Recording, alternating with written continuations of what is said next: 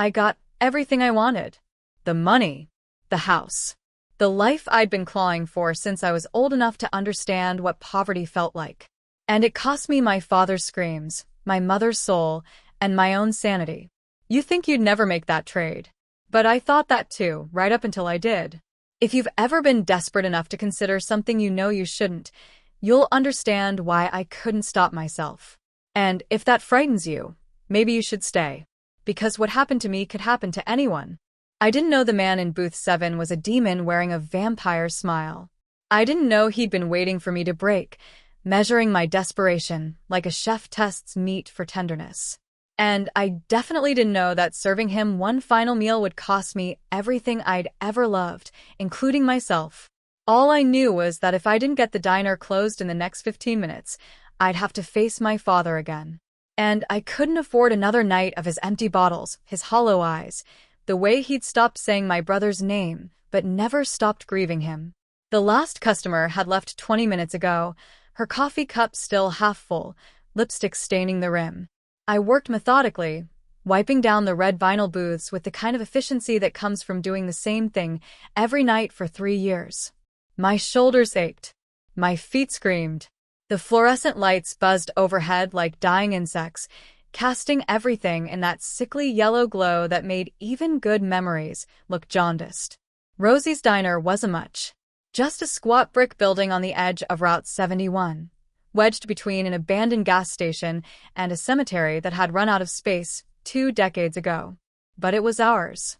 My mother had worked here before she became too bitter to smile at strangers. My father had proposed to her in booth 3, back when he still believed in futures. And now it was mine to keep alive because someone had to care, and it sure as hell wasn't going to be them. I was wringing out my rag over the industrial sink when I heard it. The soft scrape of ceramic against laminate. My head snapped up. Booth 7, the corner one, the one I'd wiped down 10 minutes ago, was occupied. He sat perfectly still, hands folded on the table like he was posing for a portrait. Even from across the room, I could see his eyes, pale, almost colorless in the dying light, fixed on me with an intensity that made my skin crawl. The door was locked. I'd checked it myself, sliding the deadbolt home with my own trembling hands. Which meant he'd been here the whole time, sitting in silence, watching me work. "We're closed," I said, keeping my voice steady. I'd dealt with enough drunk truckers and handsy regulars to know better than to show fear. "You need to leave." He didn't move, just tilted his head slightly, like he was studying me from a different angle. "One final meal," he said. His voice was smooth, cultured, the kind of voice that belonged in old movies where men wore suits that cost more than my car. It didn't belong here, in this grease-stained diner that smelled like burnt coffee and defeated dreams. I said we're closed. "I heard you." He leaned forward, and the light finally caught his face. My breath stopped. He was beautiful the way dangerous things are beautiful. Sharp cheekbones. A jaw that could have been carved from marble. Dark hair swept back from a face that looked ageless. Not young, not old, just constant. But it was his eyes that held me. Storm gray, with something ancient moving beneath the surface. Something that had seen empires rise and fall and hadn't blinked. "Please," he said, and that single word made my resolve crack. There was no threat in it. No demand. Just a request from someone who understood what it meant to need something you couldn't name. I should have called the sheriff. Should have grabbed the baseball bat we kept behind the counter. Should have done literally anything except what I did next. "What are you having?" I heard myself say. His smile was slow, deliberate, like he'd been waiting for me to ask. "Just coffee. Black." I moved behind the counter, hyper-aware of his gaze tracking my every movement. My hands shook as I poured. The coffee was old, bitter, the kind that tasted like regret. But I brought it to him anyway, setting the cup down carefully on the table. He wrapped his fingers around it, but didn't drink. Just held it, studying the dark liquid like it contained answers to questions I hadn't thought to ask. "You've been here every night this week," I said slowly. The realization hit me with the weight of inevitability. Same booth. Same time. Never ordering. Just watching. "Yes." Why? I was waiting to see if you were ready. Ready for what? He finally looked up, and the weight of his attention nearly drove me to my knees. To ask for what you really want. I opened my mouth to tell him I didn't know what he was talking about. To laugh it off and kick him out and lock the door behind him. But the lie died on my tongue. Because he was right. I wanted out. Out of this diner. This town. This life where I worked myself bloody to pay my father's debts and watched my mother's soul die inch by inch in a classroom full of children who'd never read the books she assigned. I wanted money. Real money. The kind that bought freedom and silence and the ability to sleep without wondering if the electricity would get shut off again. I wanted it so badly I could taste it, metallic and sharp, like blood in my mouth. I can give you that, he said, reading my silence like a book. Everything you want. Wealth beyond measure. Freedom. A life where you never have to worry about bills or broken fathers or dying dreams. Nothing's free. No, he agreed. It's not. He reached into his jacket, expensive fabric I noticed dimly, the kind that whispered money with every movement, and withdrew something small. A card. Cream-colored, heavy stock, with writing in script so perfect it looked hand-calligraphed. He set it on the table between us. My name is Ishmael. I'm what you might call a vampire king, though that's not quite accurate. What I am is someone who makes deals. Someone who can give you exactly what you're asking for. I'm not asking for anything. You've been asking for 3 years. Every night when you close this place. Every morning when you wake up and remember what your life has become. You're screaming for escape so loudly I can hear it across dimensions. His words hit like fists, each one landing somewhere soft and vital. What's the price? My voice came out rougher than I intended. Does it matter? And God help me, in that moment it didn't. I want enough money that I never have to worry again, I whispered. I want my father to stop drinking himself to death. I want my mother to remember what it feels like to smile. I know what you want. He slid the card across the table. Sign this. And it's yours. I picked up the card. The back was blank except for a single line, waiting for a signature. What happens if I sign? You get everything you ask for. And you get what? His smile widened, showing teeth that were just slightly too white, too sharp. Payment. Eventually. But you don't need to worry about that right now. I should have asked more questions. Should have read the fine print that wasn't there. Should have walked away. But desperation makes you stupid. And I'd been desperate for so long I'd forgotten what careful felt like. I found a pen in my apron. My hand trembled as I signed my name. The moment the ink touched paper, something in the air shifted. The lights flickered. The temperature dropped. And Ishmael's smile became something else entirely. Excellent, he said, standing. Enjoy your meal, Sheila. You've earned it. He walked toward the door, and I heard the lock click open, even though neither of us touched it. Wait, I called. When does this? He paused in the doorway, silhouetted against the parking lot's sodium lights. 3 days, he said. Give it 3 days. Then you'll understand exactly what you've purchased.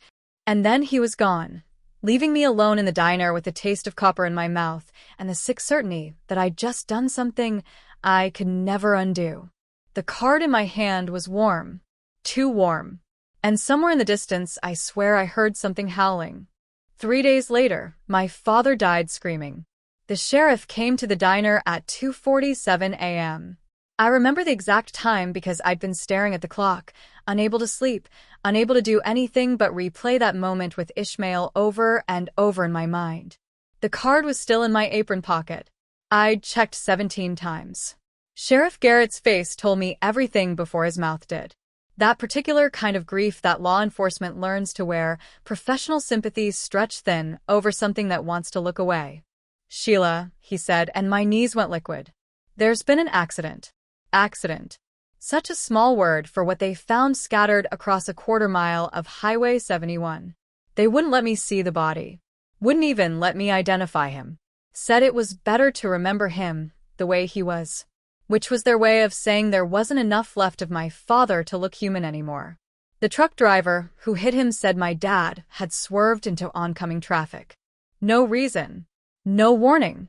Just jerked the wheel hard left like something had reached up from the floorboards and yanked it.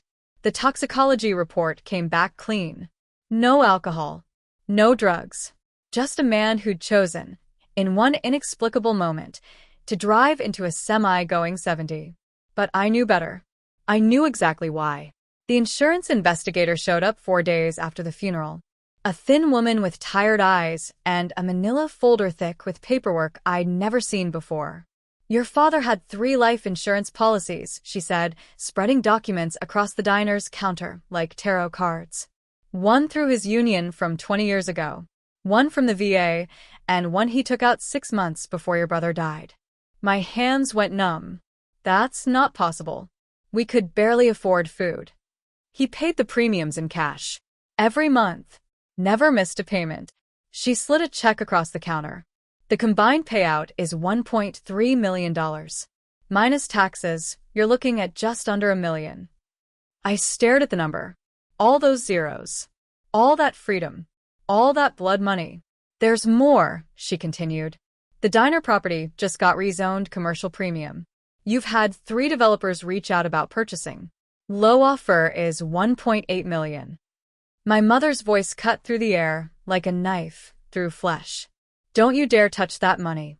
She stood in the doorway, still wearing her funeral dress, eyes wild with something between grief and horror. Mama, you did this. Her voice shook. I don't know how, but you did this. You invited something evil into our home, and it took him. It took my husband and left us with blood money, and you're just going to take it, aren't you? You're going to take it and smile. That's not fair.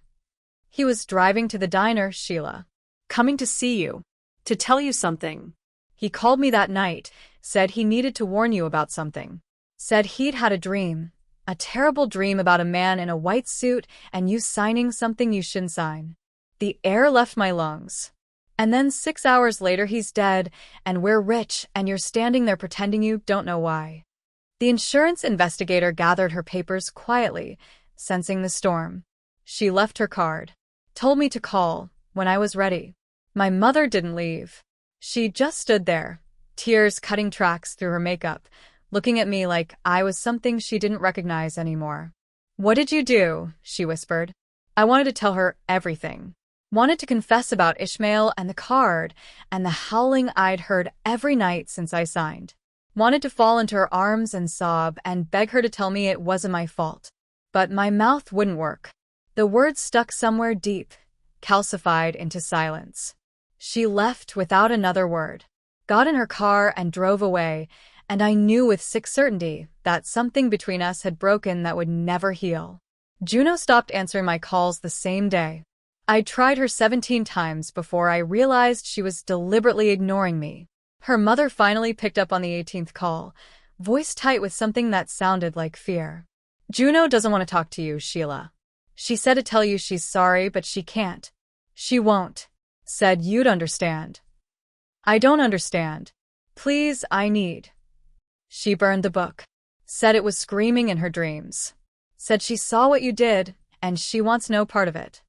The line went dead.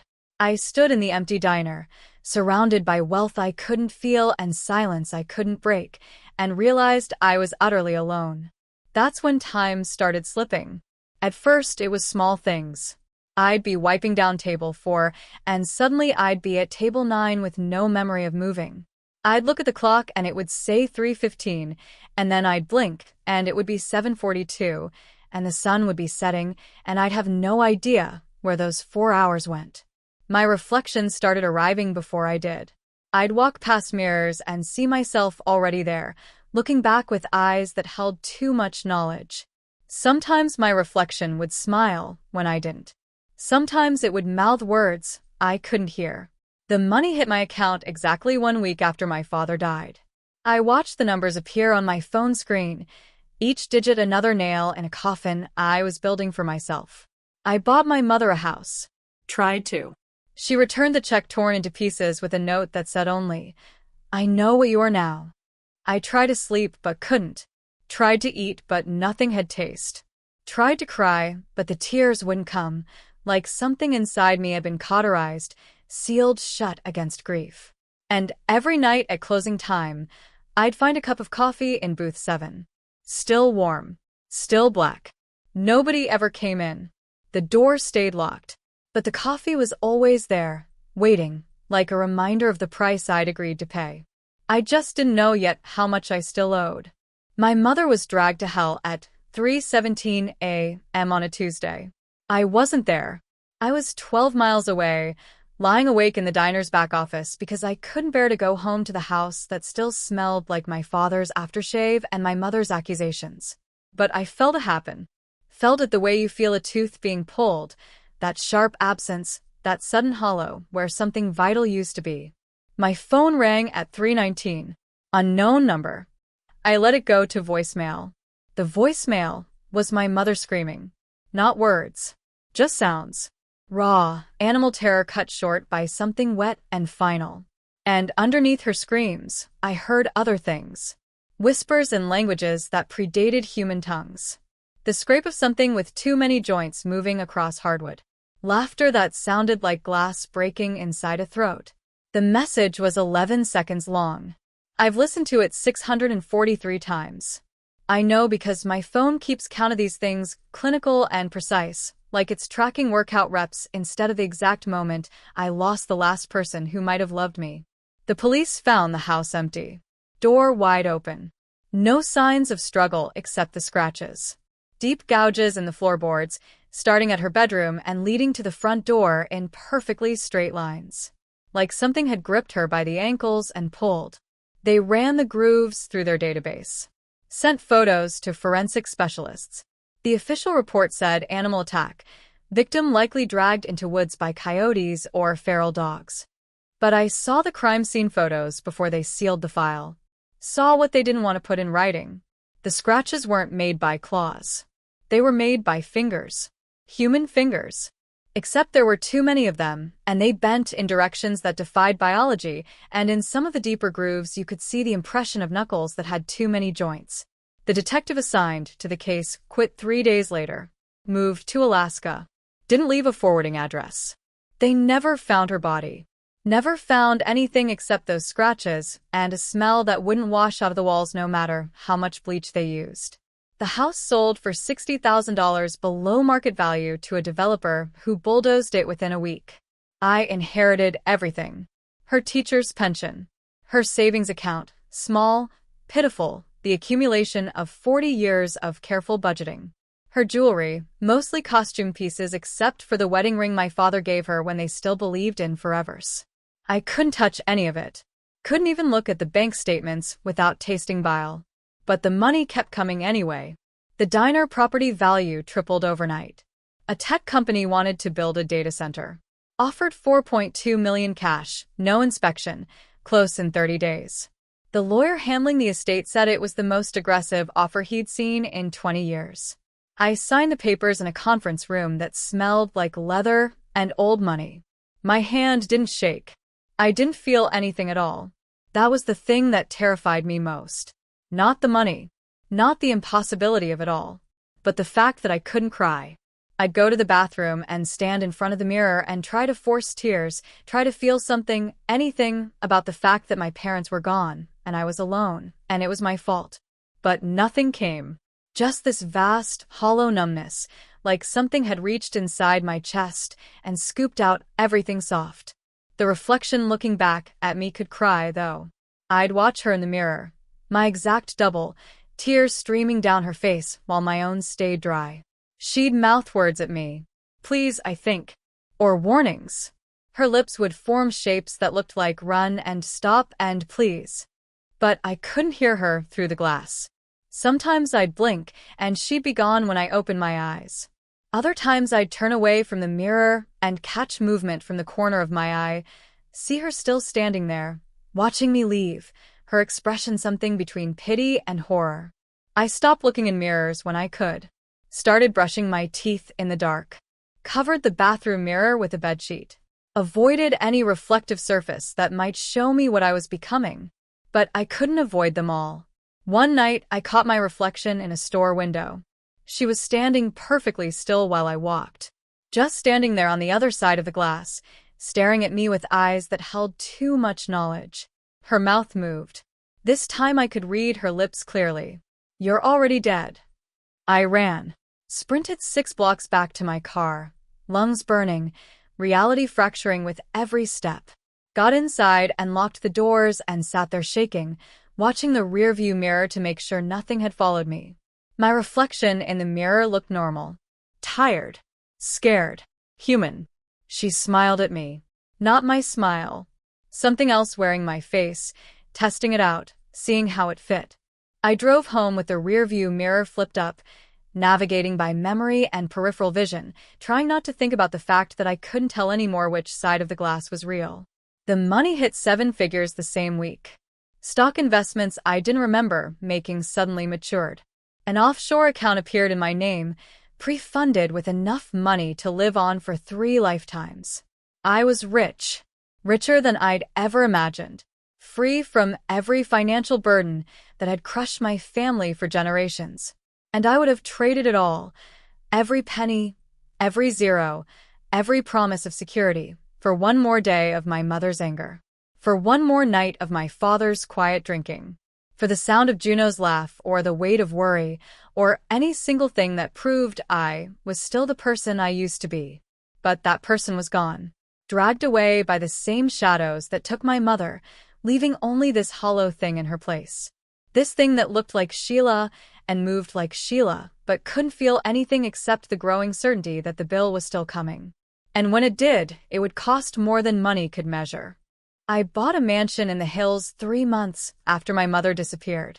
8 bedrooms, floor-to-ceiling windows, a view of the valley that travel magazines would call breathtaking. The real estate agent kept saying stunning and once in a lifetime while walking me through rooms bigger than the entire diner. I signed the papers in a kitchen made of Italian marble. Paid cash. Moved in the same day with nothing but the clothes I was wearing and my mother's wedding ring, which I kept in my pocket like a talisman against forgetting. The house echoed. Every footstep, every breath, every sound I made came back to me multiplied, mocking. I bought furniture to fill the emptiness, leather sofas, king-sized beds, art that cost more than my father made in a year. None of it helped. The house stayed hollow, and so did I. I bought cars next. A Mercedes. A vintage Corvette.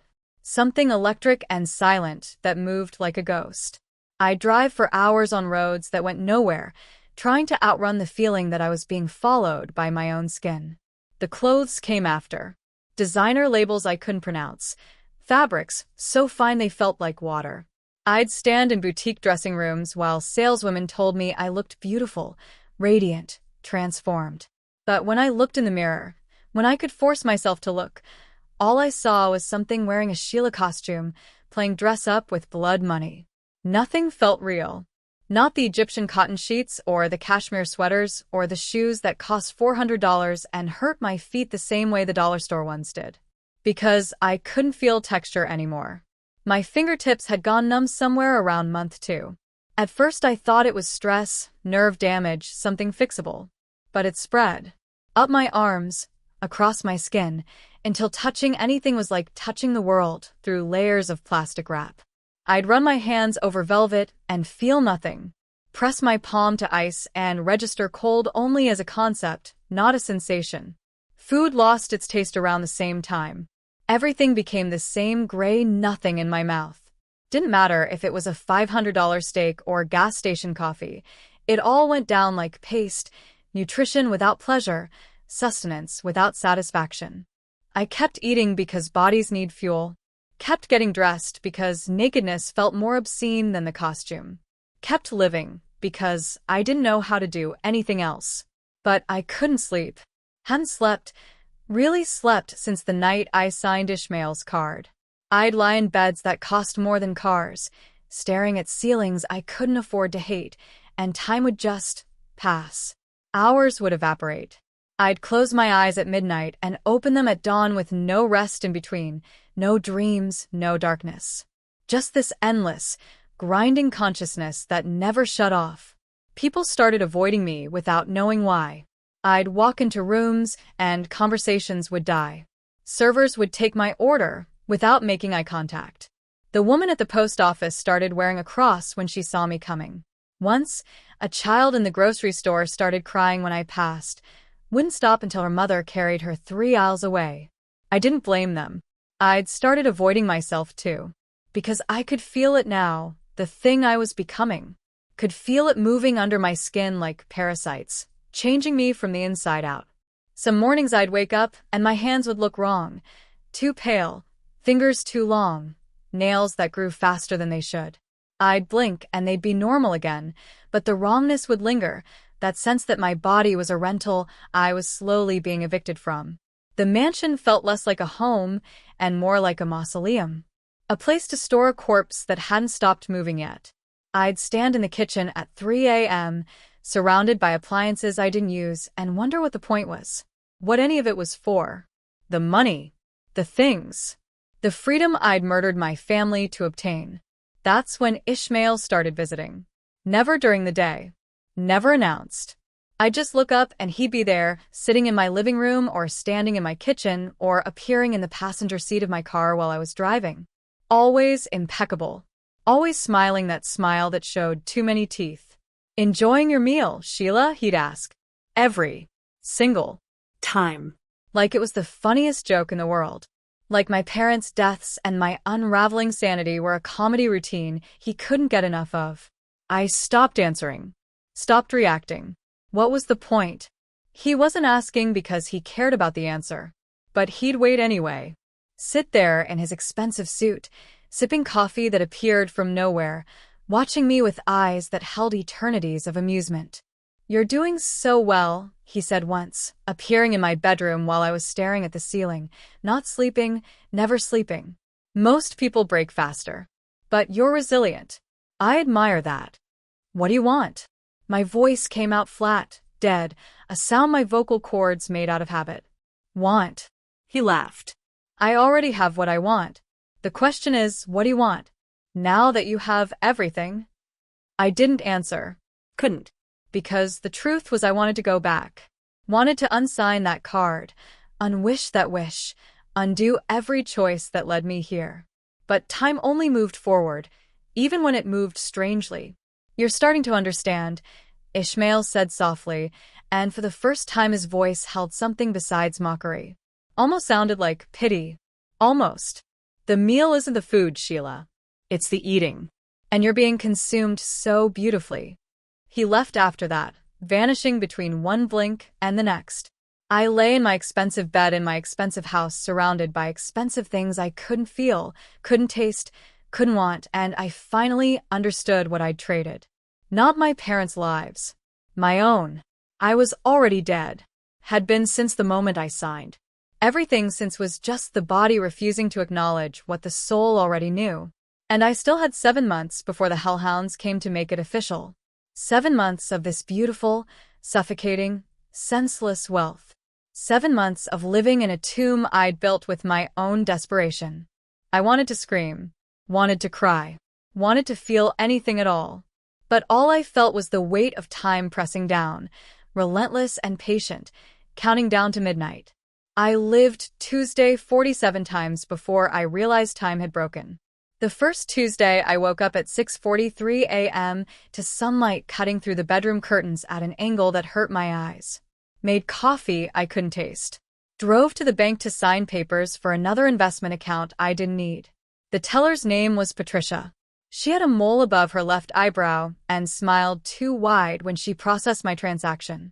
The second Tuesday, I woke up at 6:43 a.m. to the same sunlight, the same angle, the same pain. Made the same coffee. Drove to the same bank. Patricia had the same mole, the same smile, used the exact same words. "You're all set, Miss Callahan. Have a blessed day."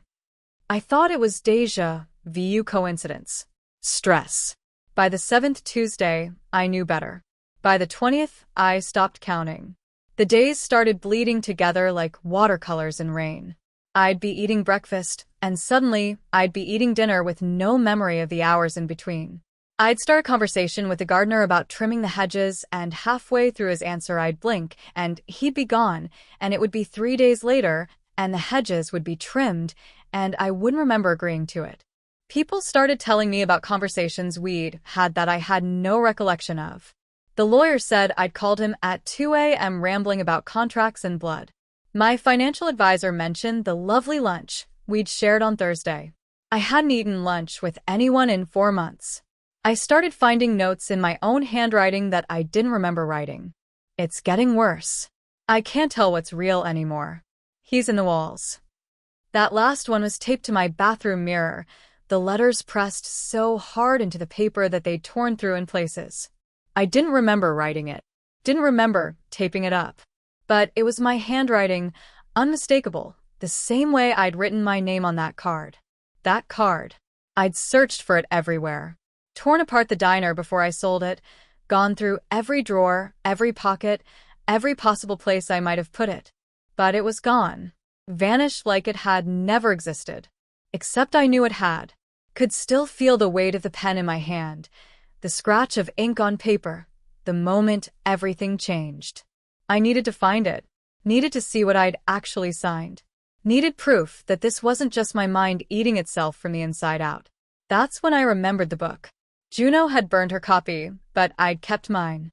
Hidden it in the diner's office, shoved it behind the ancient filing cabinet where I kept tax records and receipts going back 20 years. I'd meant to throw it away. Meant to burn it too. But something had stopped me. The new owners of the diner property hadn't demolished yet. Construction delays, permit issues, the kind of bureaucratic slowness that would have frustrated me once. Now I was grateful. I broke in at 2 a.m. Didn't even need to break, really. The back door opened when I touched it, like the building remembered me, welcomed me home. The office was exactly as I'd left it. Dust-covered. Abandoned. A tomb for the person I used to be. The filing cabinet was still there, too heavy to move, too worthless to steal. The book was right where I'd left it. I pulled it out with shaking hands. The only thing I could still feel was the trembling, the fear, the certainty that I was about to confirm something I already knew but couldn't bear to accept. The pages were yellowed, brittle, covered in symbols that hurt to look at directly. I flipped through them carefully, looking for the summoning ritual Juno, and I had used, looking for anything that might tell me the terms. The pages were blank. Every single one. Like they'd been erased, the ink lifted clean away, leaving only the ghost impression of symbols that used to mean something. Except the last page. The last page was new. Clean. White as bone. And printed in that same perfect calligraphy was a contract. My contract. I read it 3 times before my brain would accept what my eyes were seeing. Agreement executed on date, between Ishmael, firstborn of the morning, Lord of Crossroads, King of Empty Promises, and Sheila Marie Callahan, daughter of grief, architect of her own damnation. Terms of exchange. Item 1. The life of Thomas Callahan, father, to be collected within 3 days of signing. Method. Vehicular trauma. Suffering. Substantial. Item 2. The soul of Rebecca Callahan, mother, to be collected within 3 weeks of signing. Method. Shadow reclamation. Destination. The deep halls. Item 3. The sanity of Sheila Marie Callahan, to be extracted gradually over the course of 1 year. Method. Temporal dissolution, sensory deprivation, reality fracture.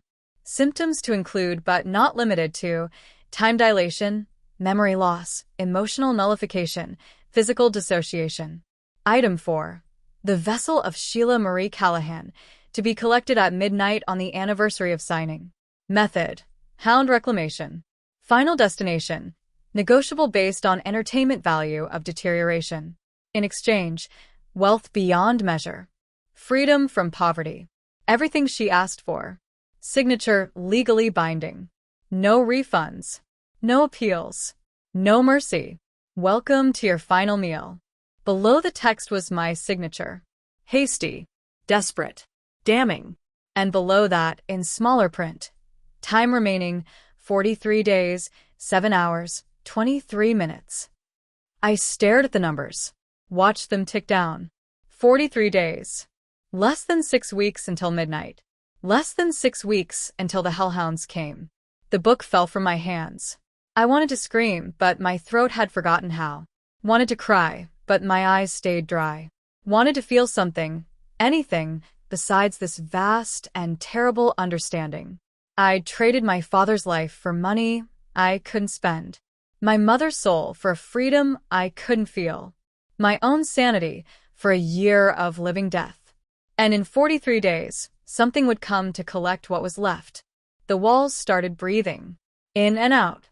In and out. The rhythm of something massive and patient, waiting in the spaces between seconds. I ran. Out of the office, through the diner, into the parking lot where reality still pretended to hold together. Behind me, I heard laughter. Ishmael's laughter. Or maybe it was my own, finally breaking free. I drove home through streets that rearranged themselves, past buildings that leaned in to watch me pass, under streetlights that flickered in Morse code I almost understood. When I got to the mansion, every clock in the house was showing different times. The countdown had begun, and I was already too late to stop it. I'm writing this in the diner at 11:30, 4 p.m. on the last Tuesday I'll ever live. They're rebuilding it tomorrow. New owners, new name, new everything. But tonight it's still mine, still echoes with the ghost of my father's laugh and my mother's tired smile and the girl I used to be before I learned that desperation makes you do unforgivable things. The pen keeps slipping in my hand. Not because I'm crying. I still can't cry, haven't cried since my mother was dragged screaming into darkness, but because my fingers don't quite work right anymore. They're too long now, joints bending in places they shouldn't, skin gone translucent enough that I can see the bones underneath. I don't look in mirrors anymore. Haven't for weeks. But I know what I'd see. Something wearing my face like a mask, something that used to be Sheila Callahan before she signed away everything that made her human. 11 months. That's how long I've had. 11 months of wealth I couldn't enjoy and freedom I couldn't feel, and a life that stopped being mine the moment I traded it for something I thought I wanted.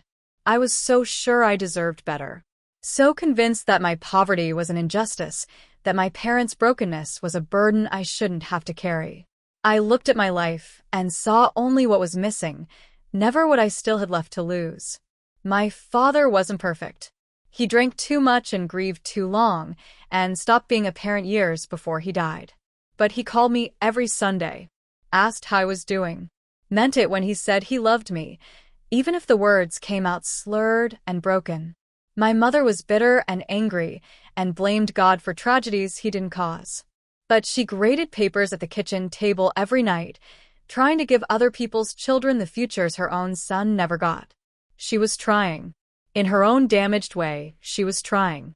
And I killed them both, because I wanted money. Not even money, really. I wanted escape. Wanted to stop being the responsible one, the caretaker, the daughter who held everything together while her family fell apart. I wanted someone else to carry the weight for once. So I gave it to a demon, and he took everything. There are others like me. I know that now. Women who wanted something so badly, they stopped asking what it would cost.